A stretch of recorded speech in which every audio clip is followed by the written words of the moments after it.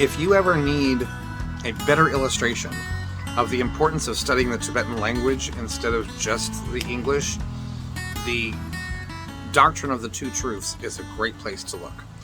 So I've said before that the Four Noble Truths, the word noble, does not capture the essence of the original Sanskrit like the Tibetan does. It's actually the four Arya truths, and Arya is one who has seen emptiness directly, meaning they're on the third of those five paths. The path of accumulation, the path of preparation, the path of seeing, path of familiarization, and the path of no more learning, the state of a Buddha. So when one sees emptiness directly, with great bodhicitta developed within them, this great compassion, then they become what is called an Arya. And so that's why the Sanskrit is, the Four Noble Truths in Sanskrit is Chatur Arya Satya. In Tibetan, that's Papa Denpashi. Now, the Two Truths, different than the Four Noble Truths, the Two Truths is an understanding of reality. Our two modes are relative truth, that's how it's translated, and ultimate truth. In Sanskrit, the words are Samvriti Satya and Paramartha Satya, relative truth, ultimate truth, or conventional truth and relative truth. They translated into Tibetan syllable for syllable, word for word. Pakpa Denpashi is the Four Noble Truths, and Kunzop Denpa is what is usually translated as relative truth, and Dundam Denpa. Okay? Satya and Denpa both mean truth. Dundam and Paramartha both mean ultimate, meaning you can't reduce it any further.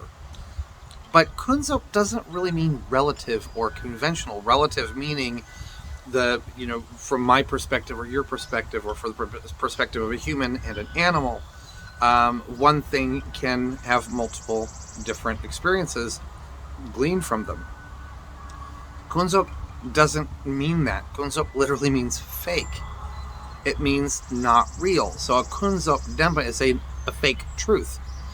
And I think this is important because, one, within that fake truth and ultimate truth, you have an oxymoron in fake truth, indicating that there is only one real truth. So with relative truth, the Dalai Lama says there's 8 billion people on the planet, there should be 8 billion different religions, and that's true. And with 10 billion species, just species, categories of animals, there are that many different consciousnesses looking at the same stuff and getting their own results. So this is, for me, it's a big eye-opener of what the relative truth is trying to teach. It's not just we call that a table because it has a top and 4 legs. That's part of it. But based on what I am in here, that thing that I'm looking at, the mental image I create to engage it is based on me. And that's a fake truth, because it goes back to that first sentence I said in one of the first videos and one of the first sentences I ever read that pulled me into Buddhism. There is a disparity between the way things appear and the way they actually are. So the study of the two truths, understanding ultimate truth, is always going to refer to emptiness. Things do not possess anything from their side. They are not self-powered. They did not cause themselves to come into being. They are a product of consciousness projecting this reality, and then we perceive it. So just as I would say that this red sweatshirt lacks blue, there's no real blue like the blue of this rock back here. There's no blue in my sweatshirt. I can say that my sweatshirt is empty of blue. And so when we get into the Heart Sutra and it says Su Tongpao Tongpo Nisu So, the translation is form is empty, emptiness is form. You will read sometimes translators that say form is emptiness, emptiness is form. That's grammatically not what is being said in that sutra. Zu means form, Tongpa means empty. And when it says Su Tongpao, the O is what's called a terminative particle. It's the end sound that they make to keep a rhythm going. And when there's no verb used, it is implied that the word being used is yin, which means is. Zup Tongpao means form is empty. Tongpani Zuso. Tongpani means emptiness. The ni means emptiness. So emptiness is form. So one is a descriptor, the other one is functioning as a noun. So here we have, that form is empty, emptiness is form. They're two sides of the same coin. If you see anything, if you see form, it means that it's empty. And it goes on with all the other senses as well. That if anything that you can experience with your senses, let's use the analogy I often use of the dominoes. Okay, so I was born on April 22nd, 1970. If we go back 9 months from that to when I was conceived, when my father's sperm and my mother's egg came together, that we could say is the beginning of this life, maybe. So for the sake of this illustration, that's the first domino in a string of dominoes, and each domino represents milliseconds of my experience, of my life, until I exhale for the last time and my consciousness leaves the body. That last domino. So we have a whole segment. Let's hope it's lots and lots of dominoes, so I'm living a long lifetime. Each domino is a different millisecond. There is not a part of me that is one monolithic domino that did not get cascaded into by a preceding domino that cascades into another domino. There's nothing. That's what we mean by unchanging. This is the reason why I'm so adamant about the difference, why Buddhist scholars need to stop using permanent and impermanent, because the definitions used in the monasteries for the source words of permanent and impermanent, which are takpa and mitakpa, have a different meaning than the way we use permanent and impermanent in English. Okay? So, and there's a functional use for them that's very important. We could say, oh, all things are impermanent, but what's your relationship to these impermanent things? Can you put dominoes in this? Can you put some dominoes in your stream and make the impermanence last a little longer? And the answer is yes. Can we put things in, causes in that stream to produce the effects that we're wanting, like becoming a Buddha? And just because all things are impermanent doesn't mean that that's how that's going to function. There are things that don't change that are also impermanent. For example, when I take this little Allen wrench, it's a changing thing.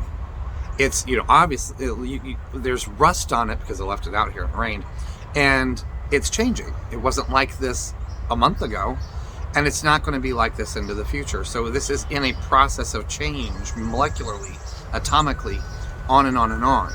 It's never the same thing twice. Plus, when I look at it, the light bouncing from it and going to my eyeball to create a mental image, that's how my eye, as a sensor, detects things. It collects that data and sends it to the back of my brain to create a mental image. That's changing. The vibration is change, and my eyeball is a detector of change. Things that don't fit within the range of detection in my eye, I don't get to experience. So things that don't change, my eye can't detect them. Okay? And this is important because the emptiness, meaning that this Allen wrench lacks any self-nature from its own side. It came into being by causes and conditions. Causes and conditions are making it change, and so on. And so if the Allen wrench ceases to be, the emptiness of it goes away. You can't say that I don't have the Allen wrench anymore, but I still possess the lacking of inherent existence of the Allen wrench in my hand.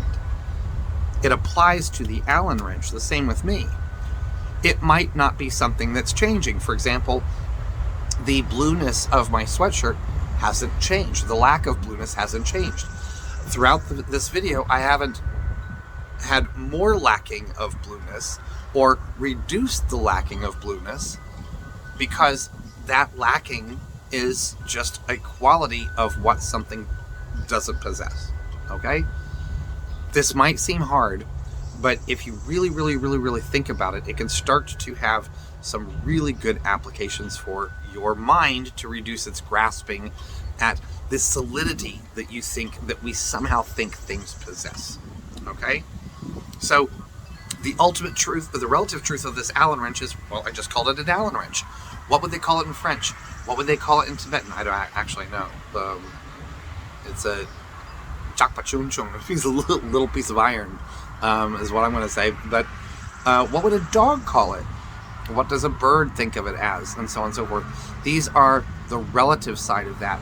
And even within people who see Allen wrenches, there are some people that are experts and know all the details of this Allen wrench, and they see it differently than I do. I look at it and go, well, I'm done with it. I don't need it anymore. Because once I've used it, I don't keep my Allen wrenches. I don't know why I still had it here. But the point is that the relative truth that we're saying in Tibetan, Kunzot Denpa, in Sanskrit, Samvriti Satya, it means your relationship to that sense data. That's what it is. Even the experience of a Buddha, seeing themselves as a Buddha, is their relative experience. It happens to be the best one you can create. Ours is always changing, and we're trying to move towards that. And if things can change, then they can be influenced. And since they can be influenced and we can create better causes, the outcome can be better. But sadly, most of the time, our outcomes get worse because we hold on to, we think that things are solidly real. And that's what ultimate truth is. The ultimate truth is that they're not. We're not saying that they don't exist. We're saying that they don't ultimately exist. Okay? No Buddhist is going to deny that no educated Buddhist is going to deny that Allen wrench exists. In some way, there's a functional existence of it. That's another way I like to think of the conventional truth or relative truth, is that things have a functional existence. If you like Star Trek, imagine that everything is the holodeck and all the safety protocols have been turned off. If you don't like Star Trek, you probably didn't understand that reference, but the Trekkies will get it. Now, to better understand these two truths, we look at what are called the 6 flavors of emptiness, and that's our progress through understanding the key teachings from the 4 Buddhist schools, or the 4 tenets. And so emptiness, flavor number 1 in Tibetan is Tak Chik Rangwang Chengi Dak Mepa. Okay, Dak Mepa means, Dak means self, Mepa means without. So selflessness, Dak Mepa. Meaning that things